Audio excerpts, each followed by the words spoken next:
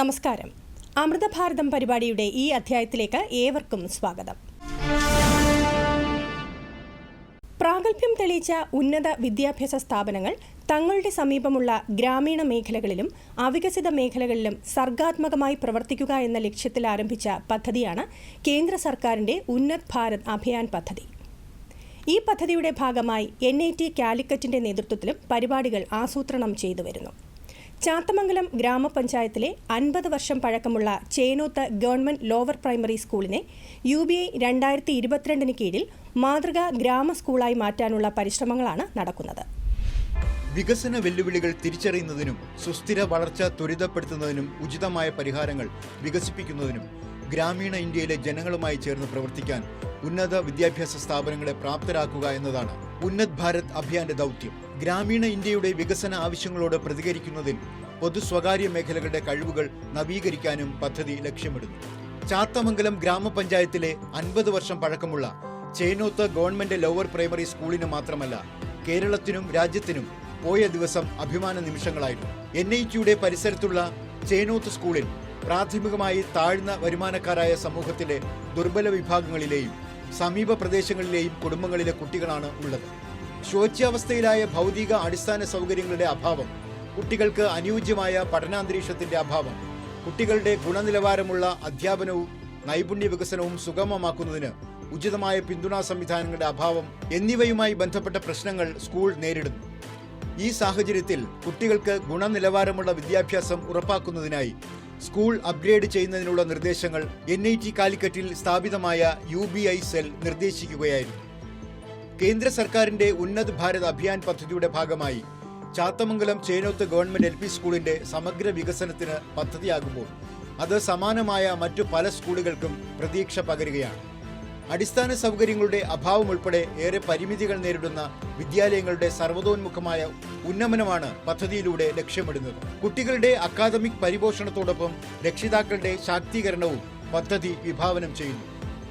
ശിശു സൗഹൃദ പഠനാന്തരീക്ഷം ഒരുക്കൽ, science clinic, observatory, children's park, IT പരിശീലനം, നൈപുണ്യ വികസനം, സാമൂഹിക സേവന പ്രോജക്ട് തുടങ്ങിയവയും നടപ്പാക്കും. പ്ലാറ്റിനം ജൂബിലിക്കുള്ളിൽ ഇതിലെ പുതിയ കെട്ടിടങ്ങളും ഇതിലെ പുതിയ ലാബുകളും അധ്യാപകരുടെ പരിശീലനവും എല്ലാം ഒരു വാർ ഫുട്ടിങ്ങിൽ നമ്മൾ ഏറ്റെടുത്ത് നടത്താൻ പ്രതിജ്ഞ ചെയ്തിരിക്കുകയാണ്. അത് ഒരു വർഷത്തിനുള്ളിൽ ഇതെല്ലാം സബലീകരിക്കപ്പെടുമെന്നാണ് ഞങ്ങളുടെ പ്രതീക്ഷ. കേരള ഗവൺമെൻറ്റിൻ്റെയും കേന്ദ്ര ഗവൺമെൻറ്റിൻ്റെയും സഹായത്തോടെ ഈ പദ്ധതി വിജയകരമായി നടപ്പാക്കാൻ സാധിക്കുമെന്നാണ് ഞങ്ങളുടെ പ്രതീക്ഷ. 2 വർഷക്കാലം കൊണ്ട് ഇപ്പോഴുള്ള നിലവിലുള്ള നിന്നും വലിയൊരു എണ്ണം വിദ്യാർത്ഥികളുടെ വർധനവ് ഈ വിദ്യാലയത്തിനുണ്ടാകും. അങ്ങനെ കേരളത്തിൽ തന്നെ മികച്ച ഒരു പ്രാഥമിക വിദ്യാലയമായി ചേനോത്ത് ഗവൺമെൻറ് സ്കൂളിനെ മാറ്റിയെടുക്കാൻ സാധിക്കുമെന്ന് എനിക്ക് ഉറപ്പുണ്ട്. 2022 മാർച്ചിൽ ആരംഭിച്ച പദ്ധതി കുട്ടികളുടെയും സമൂഹത്തിന്റെയും സമഗ്ര വികസനത്തെ പരിപോഷിപ്പിച്ചുകൊണ്ട് ഗ്രാമതലത്തിൽ സ്കൂളിനെ മികവിന്റെ കേന്ദ്രമാക്കി മാറ്റുന്നതിനുള്ള ഒരു അക്കാദമിക് മാസ്റ്റർ പ്ലാൻ വികസിപ്പിക്കാൻ നിർദ്ദേശിക്കുന്നു. NITCയുടെ മാനുഷികവും സാങ്കേതികവുമായ സ്രോതസ്സുകളുടെ സഹായത്തോടെ ശാസ്ത്ര സാങ്കേതിക വിദ്യകളുടെ സൂക്ഷ്മതകൾ തുറന്നുകാട്ടി ഔപചാരികമായ സ്കൂൾ വിദ്യാഭ്യാസത്തിലേക്ക് കുട്ടികളെ മുഖ്യധാരയിലേക്ക് എത്തിക്കുകയാണ് പദ്ധതി വിഭാവനം ചെയ്യുന്നത്.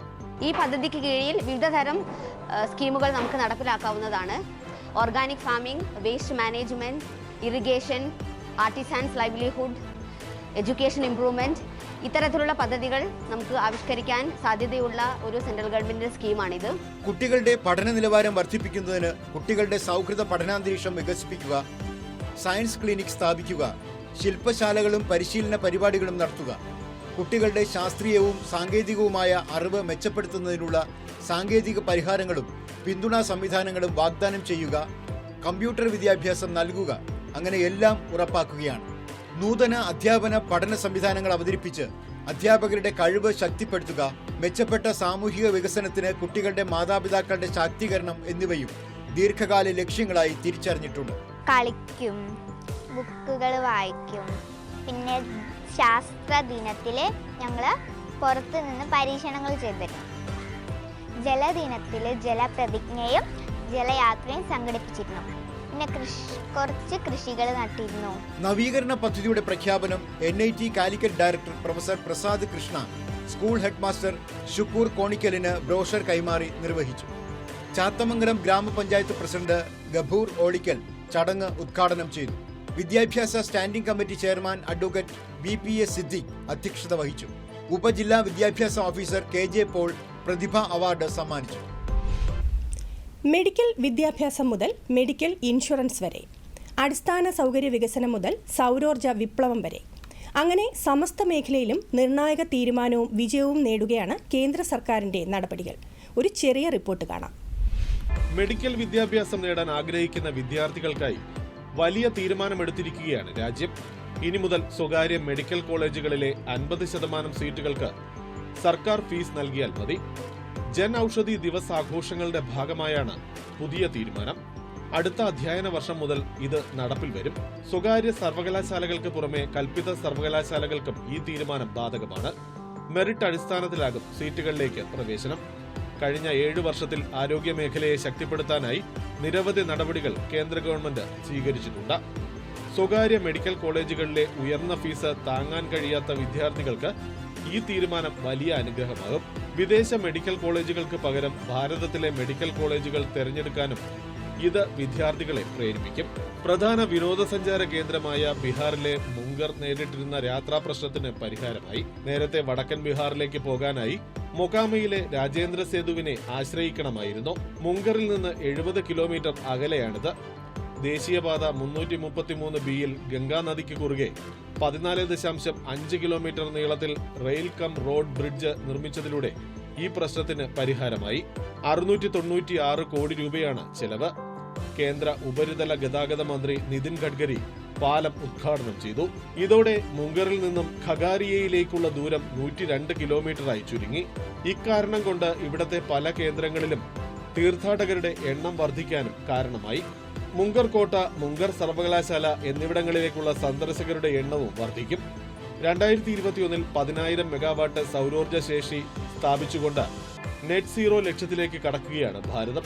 2070ഓടെ നെറ്റ് സീറോ ലക്ഷ്യം കൈവരിക്കുമെന്ന് ഗ്ലാസ്ഗോയിൽ നടന്ന COP26 ഉച്ചകോടിയിൽ പ്രധാനമന്ത്രി നരേന്ദ്രമോദി വ്യക്തമാക്കിയിരുന്നു. ലക്ഷ്യം പ്രഖ്യാപിക്കുക മാത്രമല്ല, അതിനുള്ള മാർഗരേഖയും പ്രധാനമന്ത്രി തയ്യാറാക്കി. ആ തീരുമാനത്തിന്റെ പ്രതിഫലനമാണ് വർദ്ധിച്ചുവരുന്ന നമ്മുടെ സൗരോർജ്ജ ശേഷിയിൽ പ്രകടമാകുന്നത്. മെർകോം ഇന്ത്യ റിസർച്ചിന്റെ പഠന റിപ്പോർട്ട് പ്രകാരം 2021 ഡിസംബറിൽ രാജ്യത്തിന്റെ മൊത്ത സൗരോർജ്ജ ശേഷി 49,000 മെഗാവാട്ടാണ്. 2021 ഇന്ത്യ സ്ഥാപിച്ച പുതിയ ഊർജ്ജ ശേഷിയുടെ 62% സൗരോർജ്ജമാണ്. എക്കാലത്തെയും ഉയർന്ന നിരക്കാണിത്. സൗരോർജ്ജ ശേഷിയിൽ പ്രതിവർഷം 212% വർധനവാണ് ഉണ്ടാകുന്നത്. രാജ്യത്തെ സൗരോർജ്ജ ശേഷിയുടെ 83% വലിയ സൗരോർജ്ജ പ്രോജക്റ്റുകളിൽ നിന്നാണ്. 2030ഓടെ ഇന്ധന ഉപയോഗത്തിന്റെ 50% ഫോസിൽ ഇതര സ്രോതസ്സിൽ നിന്നായിരിക്കുമെന്ന് രാജ്യം നിലപാട് വ്യക്തമാക്കിയിട്ടുണ്ട്. 5 ലക്ഷം രൂപ വരെയുള്ള സൗജന്യ ചികിത്സ ലഭ്യമാക്കുന്ന പദ്ധതിയായ ആയുഷ്മാൻ ഭാരത് മറ്റൊരു നാഴികക്കല്ലിലേക്ക്. രാജ്യത്തെ 50 കോടിയിലധികം ആളുകൾ പദ്ധതിയുടെ ഗുണഭോക്താക്കളെന്നാണ് പുതിയ പഠന റിപ്പോർട്ട്. 2019 ഒക്ടോബർ മുതൽ 2021 സെപ്റ്റംബർ വരെയുള്ള കണക്കുകൾ പരിശോധിച്ചാൽ പദ്ധതിയുടെ ഗുണം ലഭിച്ചവരിൽ 46.7% ആളുകളും സ്ത്രീകളാണ്. ലോകത്തെ ഏറ്റവും വലിയ ആരോഗ്യ ഇൻഷുറൻസായ ആയുഷ്മാൻ ഭാരതിന് 2018 പ്രധാനമന്ത്രി ആരംഭം കുറിച്ചത്. സ്ത്രീകൾക്ക് മാത്രമായി 141 ചികിത്സകൾ ഇതിൽ ഉൾപ്പെടുത്തിയിട്ടുണ്ട്. ഇനിയൊരു ഇടവേള.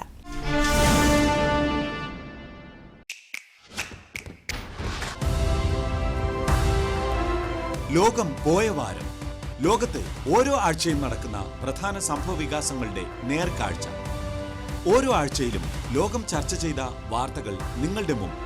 രാഷ്ട്രീയം, ശാസ്ത്രം, സാമൂഹികം, സാംസ്കാരികം, കായികം തുടങ്ങി എല്ലാ മേഖലകളിലെയും പ്രധാനപ്പെട്ട ലോക വാർത്തകൾ അരമണിക്കൂറിൽ. ലോകം പോയ വാരം.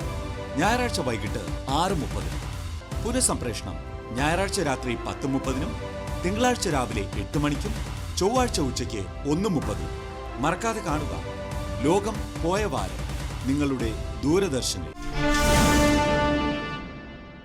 നയതന്ത്ര തലത്തിൽ മികച്ച ബന്ധമാണ് ഇന്ത്യയ്ക്ക് ലോകരാജ്യങ്ങളുമായുള്ളത്. റഷ്യ യുക്രൈൻ സംഘർഷ സമയത്ത് ഏറ്റവും കൂടുതൽ ചർച്ച ചെയ്യപ്പെട്ടതും ഇന്ത്യയുടെ മികച്ച നയതന്ത്രമാണ്. എന്നാൽ നെയ്ബർഹുഡ് ഫസ്റ്റ് അഥവാ അയൽപക്കം പ്രഥമമെന്ന അടിസ്ഥാന നയം നമ്മൾ മറക്കുന്നുമില്ല. ഇപ്പോഴിതാ അയൽ രാജ്യങ്ങളായ ശ്രീലങ്കയും നേപ്പാളുമായും പുതിയൊരു അധ്യായം എഴുതി ചേർത്തിരിക്കുകയാണ് ഭാരതം. ശ്രീലങ്ക നേരിടുന്ന സാമ്പത്തിക പ്രതിസന്ധിയിൽ ഇന്ത്യൻ കരുതലാണ് കണ്ടതെങ്കിൽ നേപ്പാളുമായി ചേർത്ത് പുതിയ നയതന്ത്ര ബന്ധം തന്നെ എഴുതി ചേർത്തിരിക്കുകയാണ് രാജ്യം. ശ്രീലങ്കയ്ക്കായി ഇന്ത്യയുടെ കരുതലിന്റെ മുഖമാണ് പോയ നാളുകളിൽ ഏവരും സാക്ഷ്യം വഹിച്ചത്.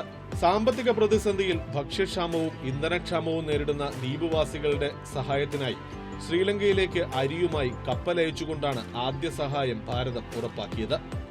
നേരത്തെ $100 കോടി സഹായം ഇന്ത്യ വാഗ്ദാനം ചെയ്തിരുന്നു. പുറമെ $100 കോടി കൂടി ശ്രീലങ്ക സഹായം തേടി. അരിക്ക് പുറമെ മരുന്ന്, ഇന്ധനം എന്നിവയും ഇന്ത്യ സഹായമായി ശ്രീലങ്കയിലേക്ക് കയറ്റി അയച്ചിരുന്നു. 40,000 ടൺ അരിയാണ് കയറ്റി അയക്കുന്നത്.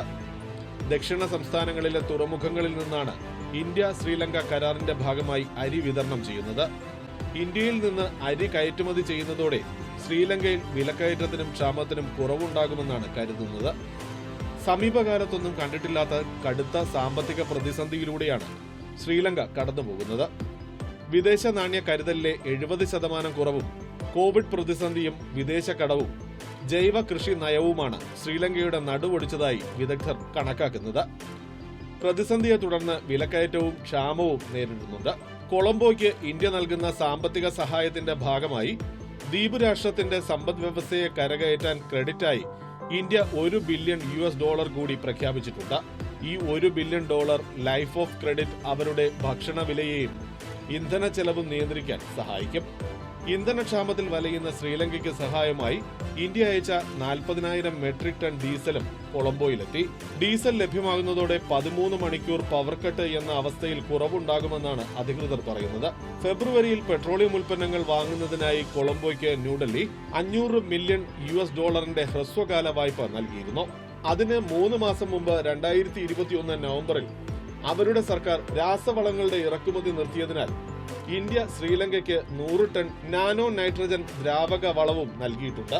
2022 ഫെബ്രുവരിയിൽ ഇന്ത്യൻ ഓയിൽ കോർപ്പറേഷൻ ഡെലിവർ ചെയ്ത 40,000 മെട്രിക് ടൺ ഉൾപ്പെടെ ശ്രീലങ്കയിലെ ജനങ്ങൾക്ക് കഴിഞ്ഞ 50 ദിവസത്തിനുള്ളിൽ വിതരണം ചെയ്ത മൊത്തം ഇന്ധനം ഏകദേശം 2 ലക്ഷം മെട്രിക് ടൺ ആണ്. 22 ദശലക്ഷം ജനങ്ങൾ ജീവിക്കുന്ന ശ്രീലങ്ക സ്വാതന്ത്ര്യാനന്തരം സാക്ഷ്യം വഹിക്കുന്ന ഏറ്റവും വലിയ പ്രതിസന്ധി ഘട്ടത്തിലൂടെയാണ് കടന്നുപോകുന്നത്. വിദേശ നാണ്യമില്ലാത്തതിനാൽ ഏറ്റവും അത്യാവശ്യ വസ്തുക്കൾ പോലും ഇറക്കുമതി ചെയ്യാനാകാതെ വലയുന്ന ശ്രീലങ്കയിൽ കടുത്ത വൈദ്യുതി ക്ഷാമവും ജനങ്ങളെ ദുരിതത്തിലാഴ്ത്തിയിരിക്കുകയാണ്. ഡീസൽ ലഭ്യത നിലച്ചതോടെ പൊതുഗതാഗത സംവിധാനങ്ങൾ പലതും സേവനം നിർത്തി. ഇന്ധനമില്ലാതായതോടെ സ്വകാര്യ ബസ് സർവീസുകളും ഏറെക്കുറെ പ്രവർത്തനം നിർത്തിയിരുന്നു. ഈ സാഹചര്യത്തിൽ ഇന്ത്യൻ സഹായം വലിയ ആശ്വാസമാകുന്നു. മറ്റൊരു നിർണായക ദൗത്യം രാജ്യം നടപ്പാക്കിയത് ഇന്ത്യ നേപ്പാൾ ബന്ധത്തിൽ പുതിയ അധ്യായങ്ങൾ എഴുതി ചേർത്താണ്.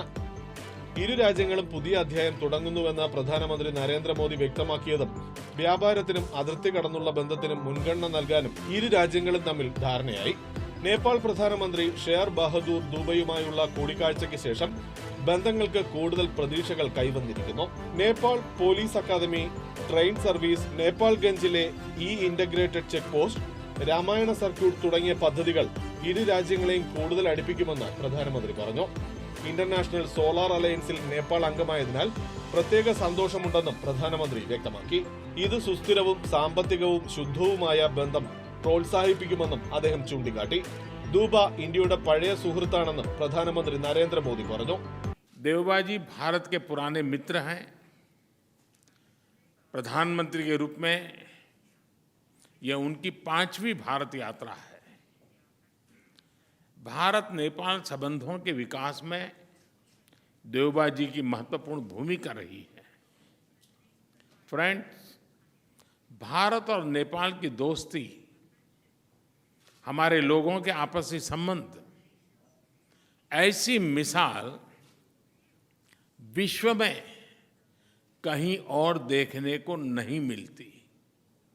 हमारी सभ्यता, हमारी संस्कृति, हमारे आदान प्रदान के धागे प्राचीन काल से जुड़े हुए हैं. अनादि काल से हम एक दूसरे के सुख दुख के साथी रहे हैं. हमारी पार्टनरशिप के आधार, उस आधार में हमारे लोगों के आपसी संबंध, उनके बीच आदान प्रदान है. ये हमारे संबंधों को ऊर्जा देते हैं, संबल देते हैं. और नेपाल के संबंध में भारत की नीतियां हमारे प्रयास इसी आत्मीयता की भावना से प्रेरित रहते हैं। ഏറ്റവും പ്രധാനപ്പെട്ട കാര്യം 2 പതിറ്റാണ്ടുകൾക്ക് ശേഷം ഇന്ത്യ നേപ്പാൾ ട്രെയിൻ സർവീസ് പുനരാരംഭിക്കുകയാണ് എന്നതാണ്. പ്രധാനമന്ത്രി നരേന്ദ്രമോദിയും നേപ്പാൾ പ്രധാനമന്ത്രി ഷേർ ബഹദൂറും ചേർന്നാണ് അതിർത്തി കടന്നുള്ള ട്രെയിൻ ഫ്ളാഗ് ഓഫ് ചെയ്തത്. ഇരു രാജ്യങ്ങളും തമ്മിലുള്ള ബന്ധം ദൃഢമാക്കുന്നതിനും ജനങ്ങൾക്ക് കുറഞ്ഞ ചെലവിൽ യാത്രാ സൗകര്യം ഉറപ്പുവരുത്തുന്നതിനും വേണ്ടിയാണ് ട്രെയിൻ സർവീസ് വീണ്ടും ആരംഭിച്ചത്. ബീഹാറിലെ ജയനഗറിൽ നിന്നും ആരംഭിക്കുന്ന ട്രെയിൻ നേപ്പാളിലെ കുർത്തായിലാണ് ചെന്ന് നിൽക്കുക. 8 സ്റ്റേഷനുകളിലൂടെ 47 റോഡ് ക്രോസിംഗുകൾ, 15 പാലങ്ങൾ, 127 ചെറിയ പാലങ്ങൾ എന്നിവ കടന്നാണ് ട്രെയിൻ നേപ്പാളിലെത്തും. 1000 രൂപ മുതൽ ട്രെയിൻ ടിക്കറ്റ് ആരംഭിക്കും. 11 മണിക്കൂറിലേറെ സമയമെടുത്താകും ട്രെയിൻ നേപ്പാളിലെത്തുക. ആദ്യഘട്ടത്തിൽ പാസഞ്ചർ ട്രെയിനുകൾക്ക് മണിക്കൂറിൽ 100 കിലോമീറ്റർ വേഗത അനുവദിക്കും. 1937 ബ്രിട്ടീഷുകാരാണ് ആദ്യമായി ഇന്ത്യയിൽ നിന്ന് നേപ്പാളിലേക്ക് ട്രെയിൻ സർവീസ് ആരംഭിച്ചത്. എന്നാൽ 2001 പ്രളയത്തിന് പിന്നാലെ ട്രെയിൻ സർവീസ് നിർത്തലാക്കുകയായിരുന്നു. എന്നാൽ നരേന്ദ്രമോദി സർക്കാർ അധികാരത്തിലെത്തിയതോടെ നേപ്പാളുമായുള്ള ബന്ധം ശക്തമാക്കാൻ നടപടികൾ തുടങ്ങി. ഇതിന്റെ ഭാഗമായാണ് ട്രെയിൻ സർവീസ് പുനരാരംഭിച്ചത്. 1000 കോടി രൂപ ചെലവാക്കിയാണ് ഇന്ത്യ പുനർനിർമ്മാണം നടത്തുന്നത്. നേപ്പാൾ സർക്കാർ 2 ട്രെയിൻ സെറ്റുകൾ 100 കോടിക്ക് വാങ്ങി. നേപ്പാൾ ഇന്ത്യയുടെ വിജയകരമായ റുപേ സാമ്പത്തിക ഇടപാട് വ്യവസ്ഥ നടപ്പിൽ വരുത്തിയതും കഴിഞ്ഞ ആഴ്ചയാണ്. UAE-ക്കും സിംഗപ്പൂരിനും ഭൂട്ടാനും ശേഷം ഇന്ത്യയുടെ റുപേ പ്ലാറ്റ്ഫോം സ്വീകരിക്കുന്ന 4ാമത്തെ രാജ്യമാണ് നേപ്പാൾ. രാജ്യത്ത് ദുർബല വിഭാഗങ്ങളിൽ നിന്നുള്ള സംരംഭങ്ങൾക്ക് അവസരങ്ങൾ നൽകുന്നതിനായി കേന്ദ്ര സർക്കാർ രൂപീകരിച്ച സ്റ്റാൻഡപ്പ് ഇന്ത്യ പദ്ധതി പുതിയ നാഴികക്കല്ല് പിന്നിടുന്നു. 6ാം വാർഷികം ആഘോഷിക്കുന്ന സ്റ്റാൻഡപ്പ് ഇന്ത്യ പദ്ധതി പ്രകാരം 1.33 ലക്ഷത്തിലേറെ സംരംഭകർക്കായി 30,160 കോടി രൂപയാണ് വായ്പയായി രാജ്യം നൽകിയത്.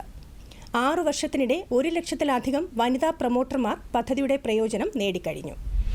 സ്ത്രീകൾക്കും പട്ടികജാതിക്കാർക്കും പട്ടികവർഗക്കാർക്കും സംരംഭങ്ങൾ തുടങ്ങാൻ അവസരമൊരുക്കുക, അവരുടെ സംരംഭകത്വം പ്രോത്സാഹിപ്പിക്കുക, ഉൽപാദന സേവന വ്യാപാര മേഖലകളിലും കാർഷിക മേഖലയുമായി ബന്ധപ്പെട്ട പ്രവർത്തനങ്ങളിലും അവരെ സഹായിക്കുക എന്നിവയാണ് സ്റ്റാൻഡപ്പ് ഇന്ത്യയുടെ ലക്ഷ്യം. ഷെഡ്യൂൾഡ് വാണിജ്യ ബാങ്കുകളുടെ ഓരോ ശാഖയിലും കുറഞ്ഞത് ഒരു പട്ടികജാതിക്കാരന് അല്ലെങ്കിൽ പട്ടികവർഗക്കാരന് അല്ലെങ്കിൽ ഒരു വനിതയ്ക്ക് 10 ലക്ഷം രൂപ മുതൽ 1 കോടി രൂപ വരെയുള്ള വായ്പ ലഭ്യമാക്കുകയാണ് രാജ്യം. സ്റ്റാൻഡപ്പ് ഇന്ത്യ പദ്ധതിയുടെ 6ാം വാർഷികം ആഘോഷിക്കുന്ന വേളയിൽ ഇതുവരെ തൊഴിലവസരങ്ങൾ സൃഷ്ടിക്കുന്നവരും സംരംഭകരുമായിട്ടുള്ള 1.33 ലക്ഷത്തിലധികം പേർക്ക് സൗകര്യമൊരുക്കിയിട്ടുണ്ട് എന്നത് ഏറെ സന്തോഷമുളവാക്കുന്ന ഒന്നാണെന്ന് കേന്ദ്ര ധനകാര്യമന്ത്രി ശ്രീമതി നിർമ്മല സീതാരാമൻ പറഞ്ഞു.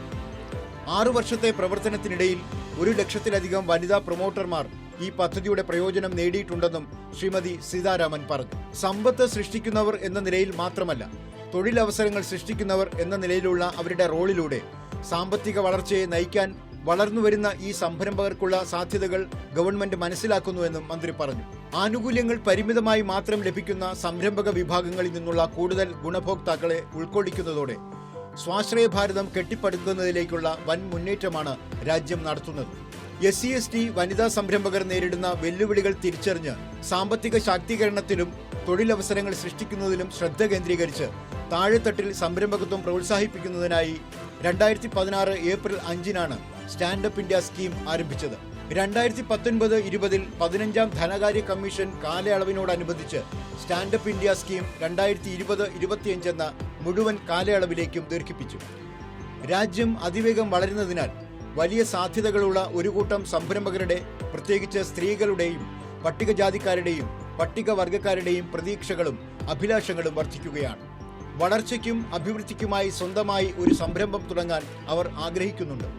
അത്തരം സംരംഭകർ രാജ്യത്തുടനീളമുണ്ട്. അവർ തങ്ങൾക്കും കുടുംബത്തിനും വേണ്ടി എന്തു ചെയ്യാൻ കഴിയും എന്നതിനെക്കുറിച്ചുള്ള ആശയങ്ങൾ കൈമുതലായി ഉള്ളവരാണ്. SC/ST വനിതാ സംരംഭകരുടെ സ്വപ്നങ്ങൾ യാഥാർത്ഥ്യമാക്കുന്നതിനായി അവരുടെ ഊർജത്തിനും ഉത്സാഹത്തിനും പിന്തുണയേകുകയും അവരുടെ പാതയിലെ നിരവധി തടസ്സങ്ങൾ നീക്കുകയുമാണ് പദ്ധതി വിഭാവനം ചെയ്യുന്നത്. SC/ST വനിതാ സംരംഭകർക്കുള്ള തുടക്കമിടുന്നതിലും വായ്പകൾ നേടുന്നതിലും വ്യവസായ രംഗത്ത് വിജയിക്കുന്നതിന് കാലാകാലങ്ങളിൽ ആവശ്യമായ മറ്റു പിന്തുണ ലഭ്യമാക്കുന്നതിലും നേരിടുന്ന വെല്ലുവിളികളെ മനസ്സിലാക്കിയാണ് സ്റ്റാൻഡപ്പ് ഇന്ത്യ പദ്ധതി ഒരുക്കിയിട്ടുള്ളത്. അതിനാൽ വ്യവസായത്തിനുള്ള സുഗമമായ അന്തരീക്ഷം ഒരുക്കുകയും അത് തുടരാൻ ആവശ്യമായ ആവാസ വ്യവസ്ഥ സജ്ജീകരിക്കുകയുമാണ് പദ്ധതി ചെയ്യുന്നത്.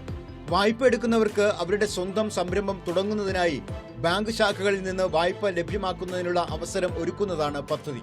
ഷെഡ്യൂൾഡ് വാണിജ്യ ബാങ്കുകളുടെ എല്ലാ ശാഖകളും ഉൾക്കൊള്ളുന്ന ഈ പദ്ധതി 3 രീതികളിലൂടെ പ്രയോജനപ്പെടുത്താം. നേരിട്ട് ശാഖയിൽ നിന്ന്, അല്ലെങ്കിൽ സ്റ്റാൻഡപ്പ് ഇന്ത്യ പോർട്ടൽ വഴി, അല്ലെങ്കിൽ ലീഡ് ഡിസ്ട്രിക്ട് മാനേജർ വഴിയും പ്രയോജനം നേടാം. വായ്പാ അന്വേഷകരെ ബാങ്കുമായി ബന്ധിപ്പിക്കുന്നതിന് പുറമെ സ്റ്റാൻഡപ്പ് ഇന്ത്യ സ്കീമിനായി small industries development bank of India വികസിപ്പിച്ച www.standupmitra.in എന്ന ഓൺലൈൻ പോർട്ടൽ വ്യവസായ സംരംഭങ്ങൾ തുടങ്ങാനുള്ള ഉദ്യമത്തിൽ സംരംഭകർക്ക് മാർഗനിർദ്ദേശം നൽകുന്നുണ്ട്. പരിശീലനം മുതൽ ബാങ്ക് ആവശ്യങ്ങൾക്കനുസരിച്ച് വായ്പാ അപേക്ഷകൾ പൂരിപ്പിക്കുന്നതുവരെയുള്ള കാര്യങ്ങളിൽ നിർദ്ദേശം നൽകും. 8,000-ലധികം ഏജൻസികളുടെ ഒരു ശൃംഖലയിലൂടെ ഈ പോർട്ടൽ നൈപുണ്യ കേന്ദ്രങ്ങൾ, മാർഗദർശനവും പിന്തുണയും, സംരംഭകത്വ വികസന കേന്ദ്രങ്ങൾ, ജില്ലാ വ്യവസായ കേന്ദ്രം, വിലാസങ്ങളും ബന്ധപ്പെടാനുള്ള നമ്പരും സഹിതം പ്രത്യേക വൈദഗ്ധ്യമുള്ള വിവിധ ഏജൻസികളുമായി വായ്പാ അന്വേഷകരെ ബന്ധിപ്പിക്കുന്നതിനുള്ള ഘട്ടം ഘട്ടമായുള്ള മാർഗനിർദ്ദേശങ്ങൾ നൽകുന്നു. 2021-22 സാമ്പത്തിക വർഷത്തെ ബജറ്റ് പ്രസംഗത്തിലെ കേന്ദ്ര ധനമന്ത്രിയുടെ പ്രഖ്യാപനത്തിന് അനുസൃതമായി സ്റ്റാൻഡപ്പ് ഇന്ത്യ സ്കീമിൽ മാറ്റങ്ങൾ വരുത്തിയിട്ടുണ്ട്. ഈടുരഹിത വായ്പ കൂടുതൽ നൽകുന്നതിനായി സ്റ്റാൻഡപ്പ് ഇന്ത്യയ്ക്കായുള്ള ക്രെഡിറ്റ് ഗ്യാരണ്ടി ഫണ്ടിന് കേന്ദ്ര ഗവൺമെന്റ് രൂപം നൽകിയിട്ടുണ്ട്. വായ്പാ സൗകര്യം നൽകുന്നതിന് പുറമെ വായ്പാ അന്വേഷകർക്ക് കൈത്താങ്ങ് നൽകുന്നതിനും സ്റ്റാൻഡപ്പ് ഇന്ത്യ സ്കീം വിഭാവനം ചെയ്യുന്നു. കേന്ദ്ര സംസ്ഥാന ഗവൺമെന്റ് പദ്ധതികളുമായി സംയോജിപ്പിക്കാനും ഇത് വ്യവസ്ഥ ചെയ്യുന്നു. പദ്ധതിക്ക് കീഴിലുള്ള അപേക്ഷകൾ പോർട്ടലിലും ഓൺലൈനായി നൽകാം. 2016 ഏപ്രിൽ 5 പ്രധാനമന്ത്രി നരേന്ദ്രമോദിയാണ് പദ്ധതി പ്രഖ്യാപിച്ചത്. രാജ്യത്ത് സാമൂഹികമായി പിന്നാക്കം നിൽക്കുന്ന പട്ടികജാതി പട്ടികവർഗ സമൂഹങ്ങളെയും വനിതകളെയും സംരംഭ മേഖലയിലേക്ക് കൈപിടിച്ചു കൊണ്ടുവരിക എന്നതാണ് പദ്ധതിയുടെ പ്രഖ്യാപിത ലക്ഷ്യം. അവരുടെ ബിസിനസ്സുകൾക്ക് പണം കണ്ടെത്തുന്നതിന് വായ്പ ലഭ്യമാക്കുന്നതിൽ ഈ പദ്ധതി ശ്രദ്ധ കേന്ദ്രീകരിക്കുന്നു. ആദ്യഘട്ടത്തിൽ 2.5 ലക്ഷത്തോളം പുതു സംരംഭകർക്ക് അവസരമൊരുക്കുന്ന പദ്ധതിയാണ് ഇത്. രാജ്യത്ത് പ്രവർത്തിക്കുന്ന 1,25,000 ബാങ്ക് ശാഖകൾ വഴി ഈ വിഭാഗങ്ങൾക്ക് വായ്പ ലഭ്യമാകും. ഓരോ ശാഖയും പട്ടികജാതി പട്ടികവർഗ വിഭാഗത്തിലെ ഒരു സംരംഭകനെങ്കിലും വായ്പ അനുവദിക്കണമെന്നാണ് കേന്ദ്ര നിർദ്ദേശം. അതിനു പുറമെ ഒരു വനിതയ്ക്കും വായ്പ നൽകും. ഇപ്രകാരം 2,50,000 തൊഴിൽ സംരംഭങ്ങൾ പുതുതായി ആരംഭിക്കാനാണ് പദ്ധതി. 10 ലക്ഷം രൂപ മുതൽ 1 കോടി രൂപ വരെ ചെലവ് വരുന്ന പ്രോജക്റ്റുകൾക്കാണ് വായ്പ അനുവദിക്കേണ്ടത്. ഏറ്റവും കുറഞ്ഞ പലിശ നിരക്കും തിരിച്ചടവ് കാലാവധിയുമാണ് പദ്ധതിയുടെ മറ്റൊരു ശ്രദ്ധേയമായ കാര്യം. വായ്പ ആവശ്യമുള്ള സംരംഭകർ നേരിട്ട് ബാങ്ക് ശാഖയെ സമീപിക്കുകയോ ദേശീയ ചെറുകിട വ്യവസായ ബാങ്കിന്റെ സ്റ്റാൻഡപ്പ് ഇന്ത്യ പോർട്ടൽ വഴി ഓൺലൈനായി അപേക്ഷിക്കുകയോ ലീഡ് ഡിസ്ട്രിക്ട് മാനേജർമാർ വഴി അപേക്ഷ സമർപ്പിക്കുകയോ ചെയ്യാവുന്നതാണ്. രാജ്യത്തെ എല്ലാ ഷെഡ്യൂൾഡ് കൊമേഴ്സ്യൽ ബാങ്കുകൾ വഴിയും വായ്പ ലഭിക്കും. സംരംഭകന് സ്ഥാപനം തുടങ്ങുന്നതിനുള്ള ഏരിയയ്ക്ക് അടുത്തു വരുന്ന 3 ബാങ്ക് ശാഖകൾ തിരഞ്ഞെടുക്കാവുന്നതാണ്. ഇതിന് സർവീസ് ഏരിയ നോക്കേണ്ടതില്ല. സിഡ്ബിയുടെ കീഴിലുള്ള 84 ശാഖകളും നബാർഡിന്റെ കീഴിലുള്ള 419 ഓഫീസുകളും അപേക്ഷകരെ ബന്ധപ്പെടുത്തുന്ന മുഖ്യ ഏജൻസികളായി പ്രവർത്തിക്കും. അമൃത ഭാരതത്തിന്റെ ഈ അധ്യായം ഇവിടെ പൂർണ്ണമാകുന്നു. കൂടുതൽ വിശേഷങ്ങളുമായി വരും ലക്കങ്ങളിൽ വീണ്ടും കാണാം. നന്ദി, നമസ്കാരം.